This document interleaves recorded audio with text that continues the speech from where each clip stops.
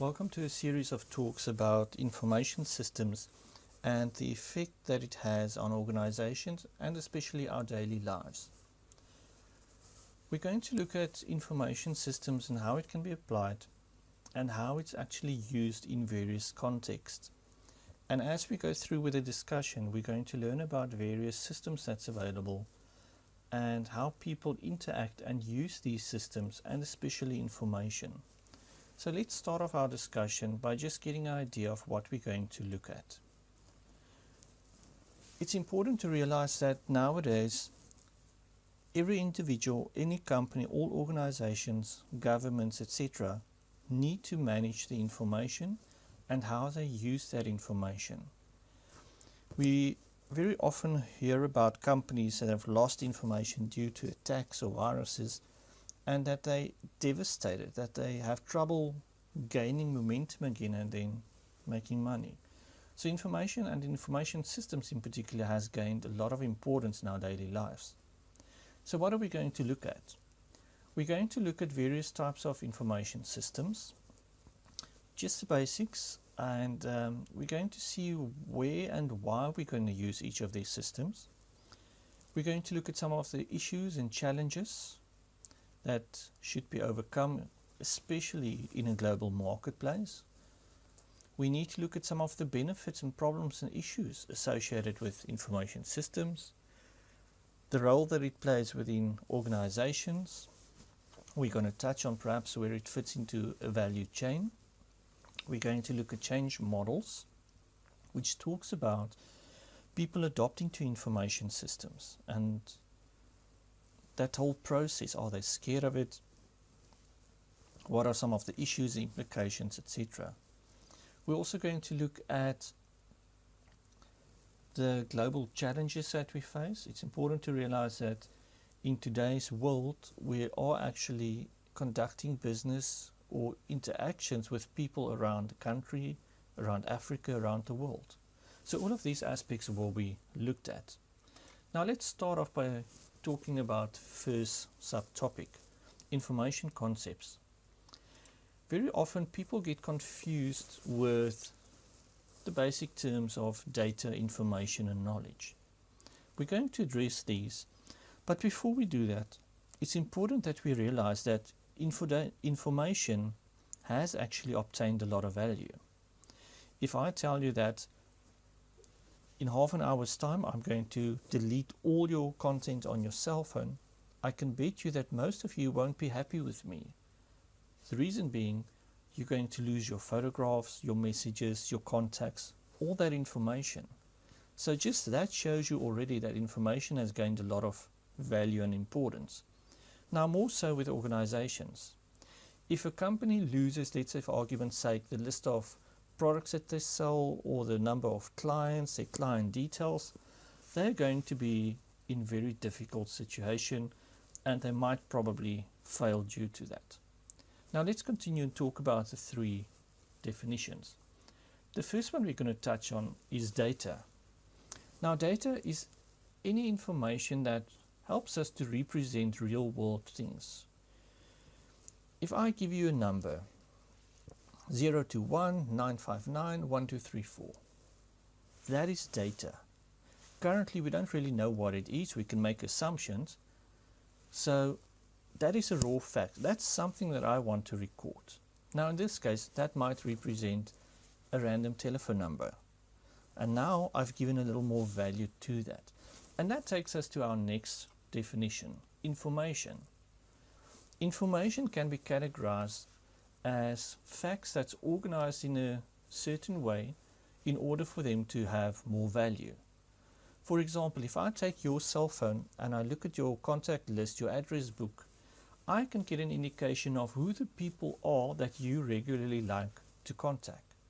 So where we had the raw data, just the individual telephone numbers, now I can associate more information with that telephone number and I can start to get a picture of your close group that you like to communicate with. If we look at the other example, in companies, they might want to look at sales information. What were the sales of the previous week? Who was the best salesperson? Which products did we sell most? So all of that actually becomes information. Now, data and information cannot exist on its own. We need to realize that data, for it to become information, it should be processed. So it should go through a set of logical steps, and then that will transfer it from data into information. Same thing with your cell phone again.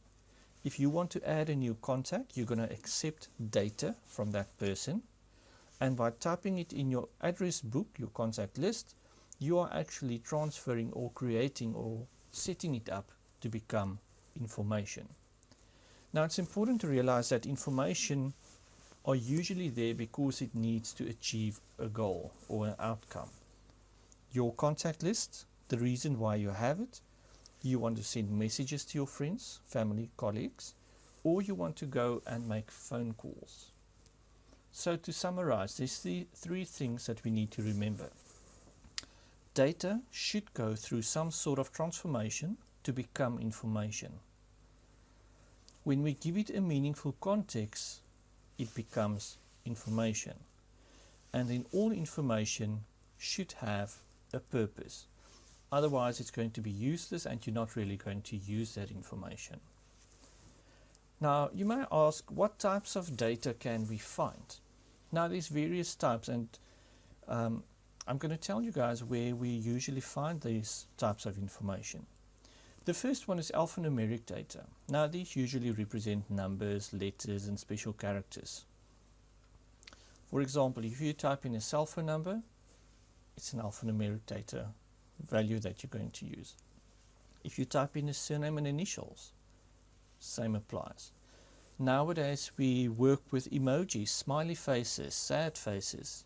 Those are also types of alphanumeric data.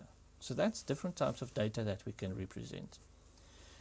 The others which might be less obvious but are still data would include images.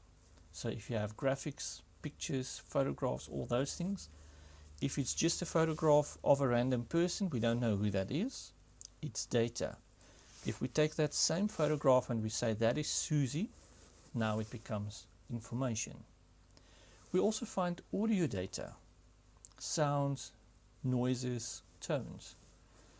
Imagine you hear a small sound clip, a bird chirping.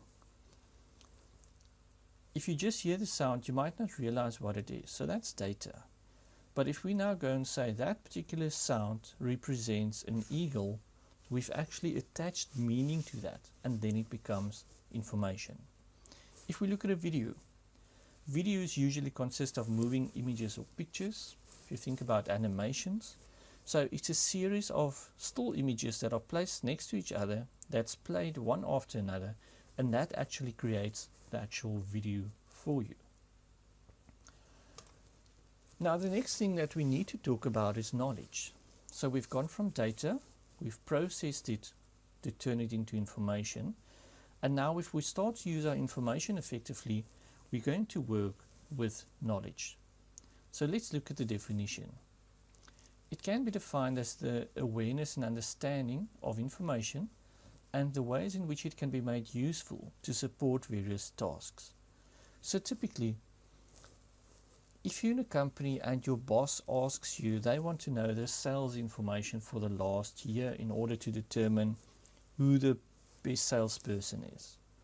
You're going to look at the information, you're going to put it together, you're going to make assumptions based on that, you're going to turn it into knowledge, and then you will be able to give your boss an answer which will tell him what the relationships are between the various segments of information. For example, how much did each salesperson sell? During which months did they sell the most products? And then who the top person is. Now let's do this with a quick example. If I give you the following data, some of it we might recognize and we might try to assume what's going to happen with each of these sets. So if I talk about Johnson, immediately we can think, okay, that might be a surname or it might be a name. Then we have a number 359585892051243. That is a little difficult. So at this stage we don't really have a clue what that is. Then we see AF. So what is AF? Is it initials or is it a code for something more precisely? So at this stage we've got random data, but we don't know what the meaning of that is. Now I'm going to turn it into information. So if I tell you the following, the first section represents a student number, Johnson represents his surname, AF initials, 920512 is the date of birth, and then 43 is the mark. Do you guys see what I've just done? I've turned it into information. I've given it a little more meaning. Now let's take this and turn it into knowledge. If we have a particular rule and we know if a student or if a person doesn't get above 50%, they fail. For Mr. Johnson, we know that that mark is 43%. It is below 50%, therefore the student fails. So what we've done now is we've actually turned that into knowledge. So from here we can start to look at ways to try to get Mr. Johnson to either improve his marks or to retake a certain subject or module. Now, when we work with information, it's important to realize that information should adhere to certain characteristics. Now, there's about 11 of these characteristics. We're going to go through them one by one and just try to see how each one fits into the information context. So information is set that it should be accessible. So if people want access to the right information and if they have authorization, they should be able to access that information. For example, if you want to go and access your bank account details, the amount of money that you have in an account, that makes it accessible. Who should have access to that? Probably only the bank personnel as well as the account holder. Information should also be accurate. We expect it to be error-free. If we have information that is wrong, incorrect, we really can't use that information. What's the value that you're going to get out of it? There's no nice decisions that can flow out of that particular information. Again, coming back to the banks, your account, you expect them to ensure that your information is accurate so that the next time that you want to perhaps withdraw money, that you're able to go and do so. The third one, information should be complete. It should contain all the important facts so that it has meaning. For example, if your boss comes to you and they ask you to give you a list of all the students that passed, you need to make sure that you actually incorporate things like a student number. You might incorporate the name, the surname.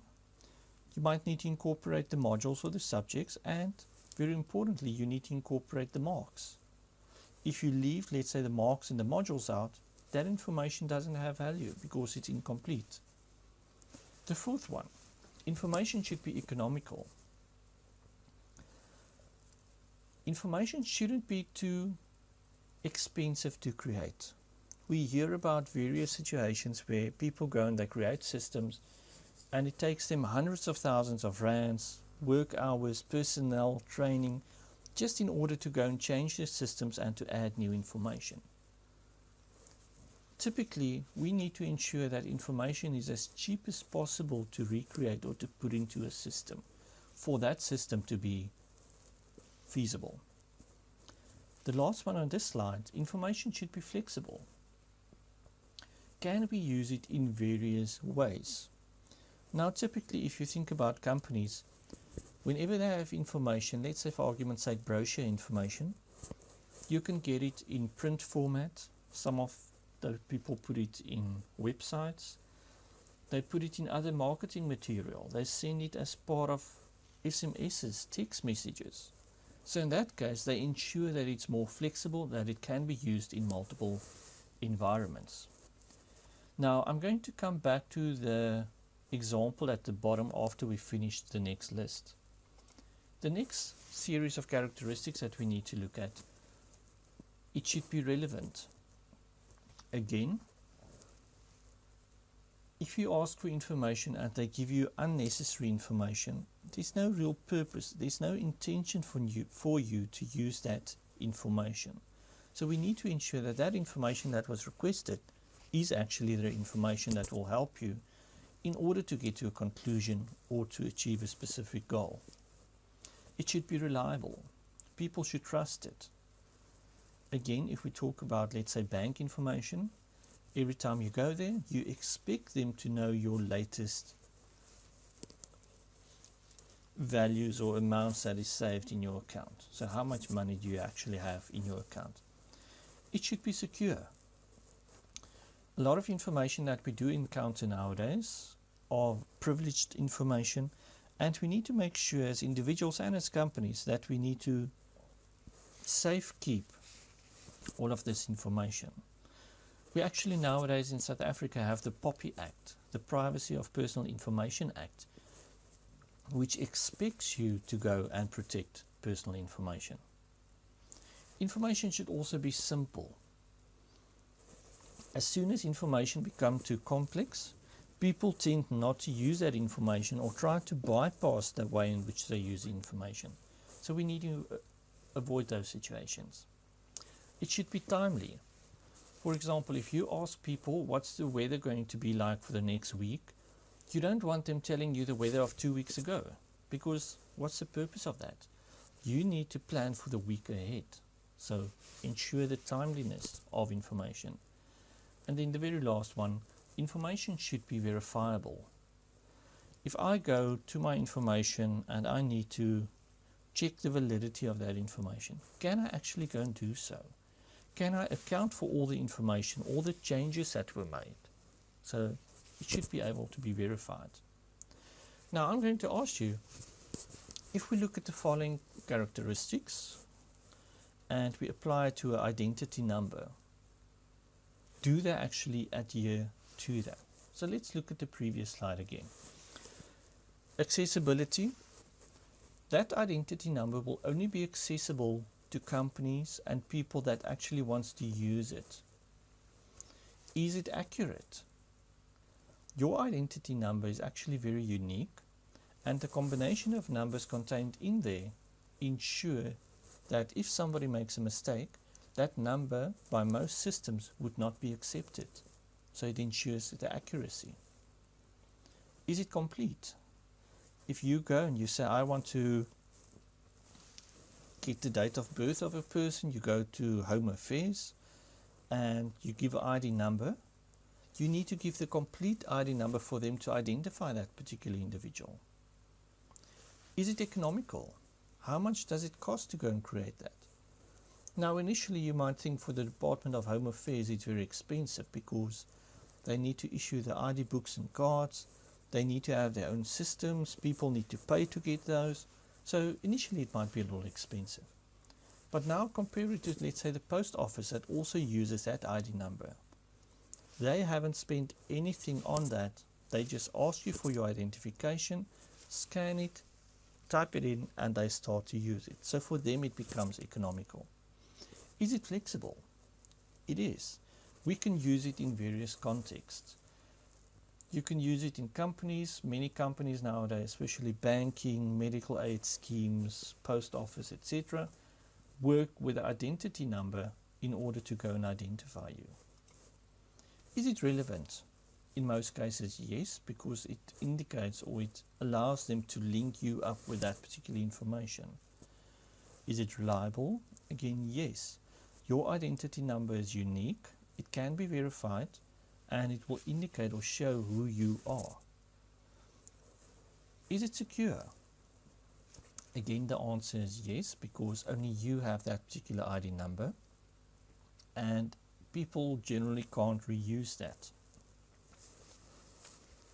Same thing applies to simple and timely. Depending on the system, that number might apply to that particular environment. Now let's look at perhaps one of the last slides. If we look at the characteristics and we look at information, companies that don't adhere to these characteristics will typically not be able to make good decisions. So they might be making decisions that is wrong, come to incorrect conclusions, and ultimately it's going to cost them a lot of money. That information will have little value to them, and it will not allow them to achieve their goals.